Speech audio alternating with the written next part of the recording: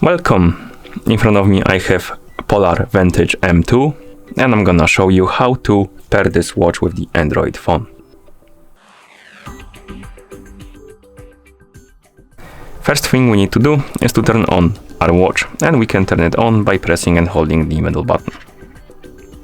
Once you see the Polar logo on the screen, you can release the button and wait until the watch turns on.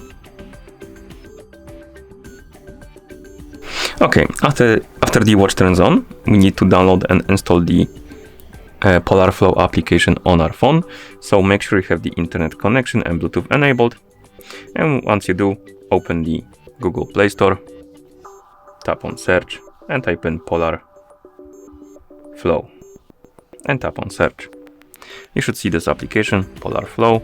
Tap on the install button to download and install it. And once the application is done installing, you can tap on the open button. Then tap on accept, tap on OK, allow the permission, and now we need to log in. If you don't have an account, you can tap on create account right here to make a new one. I already have an account, so I'm gonna tap on sign in and log in.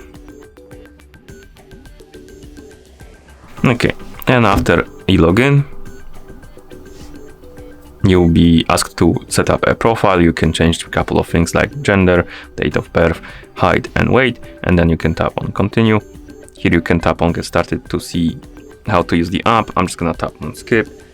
And once you see the today page, tap on the more options icon in the top left corner. Scroll down, tap on devices, and it should bring you to this page. Once it does, press and hold the back button on your watch, the one right here. Keep holding it until you see this on the screen. And the app should detect your watch automatically, as you can see, because you entered the pairing mode on the watch, or pairing/syncing mode. Now tap on pair and connect, tap on pair, and confirm the pairing by pressing the button. Let's close the ad and wait.